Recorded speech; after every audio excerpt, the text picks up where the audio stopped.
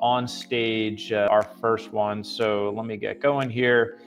And it's going to be, as I noted before, our Tag Monaco skeleton, the Las Vegas F1. So let me get this one up here and let's take a look at it. So we always talk about things, watches from the perspective of networking tools and wearable art. And I really think that we're able to check all the boxes with these two watches that we've got here today.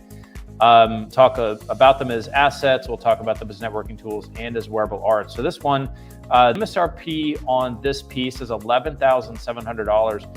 And it's a pretty unique piece for Tag Heuer in that it actually retains nearly all of its value in the secondary market. So the website price on this one is $11,600. And it comes with a case size at 39 millimeters.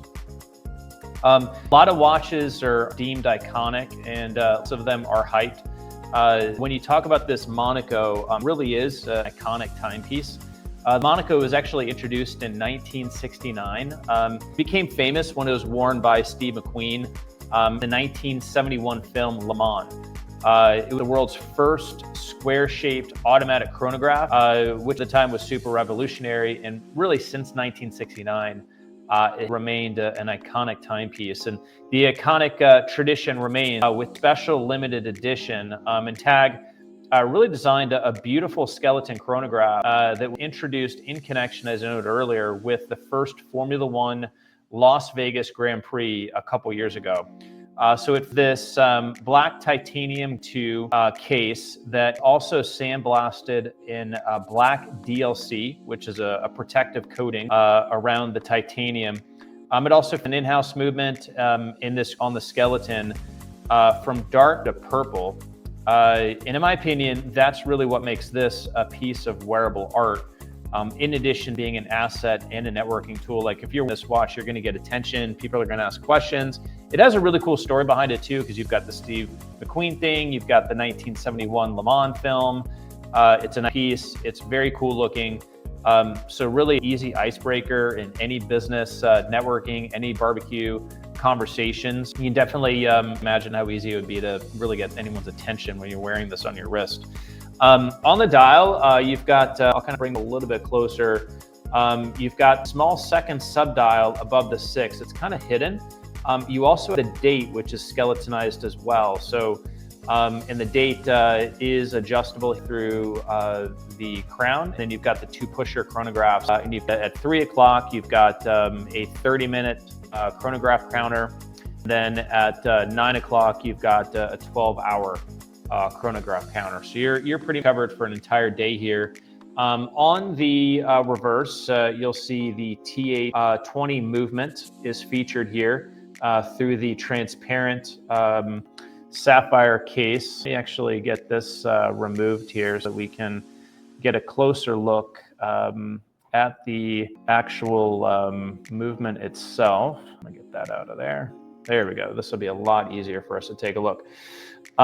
What's pretty cool is that on the back, you've actually got this shimmering coating that shifts between red and green. So again, this is an F1 inspired watch. So it's going to remind you of the mirrored helmet visor that some of the drivers may be wearing. It's going to remind you of sunglasses that some of the drivers may be wearing. So definitely like a feature that I don't think I've ever seen this type of detail on case back before. Not only the movement, of course, that's not too uncommon, but seeing the type of shimmered coating on the back is definitely like a very touch.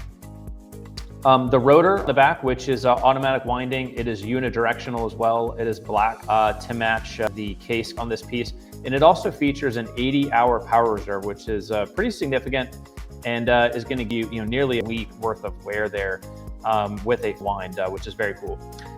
It's got this rubber strap with the rubber overlay, leather overlay here. And it's with Tag, got the folding clasp. This is a black titanium folding clasp here. So you've got nearly indestructible clasp that will avoid those typical desk scratches that you see on most steel clasps and bracelets. When you watch, the size of the wrist is going to be somewhat different. So You've got, that's not quite comparable to a 39 millimeter round watch. It's actually going to appear slightly larger on the wrist. And just to give you an example, again, like my wrist is like just under inches. So if I throw this on my wrist, you'll kind of get a of what you see potentially as the owner here. So this is what it looks like on my wrist, so not too bad. The lugs really aren't off, which is nice. So if you got, like 7.25 wrist size, like this would really perfect for you. You could definitely sport this, probably even up to like 7.5, just because of the square shape. But yeah, no, good looking watch on the wrist, and a very wear. The sapphire as well, something else you want to show. It's actually domed. So it's offer some pretty light reflections as you this piece, and it glows different colors with the luminescent, just like the Las Vegas race, which I think starts at like 10 p.m. And it runs overnight, so you have the Las Vegas neon lights in the background. I don't have like a really good way to show that right now in the video, but definitely like check it out on Google. Just type in like tag Monaco F1. A luminescent or something like that, and you'll see it's like 3 different, you've like kind of a green, a purple, luminescent shade under like no light around it. It's very cool, and it's designed specifically to remind you what Las Vegas looks at night as the race is completing. This is limited to 600 pieces. It's a very interesting stuff. If you're not into F1, it's still a very interesting watch. If you are into F1, it's kind of like a no-brainer watch to add to the collection. But yeah, definitely one of the favorites from Monaco line that we have handled here at TimelySoles, and one that I knew as soon as it came in that we would have to feature here on LinkedIn Live. So let me put that back down here.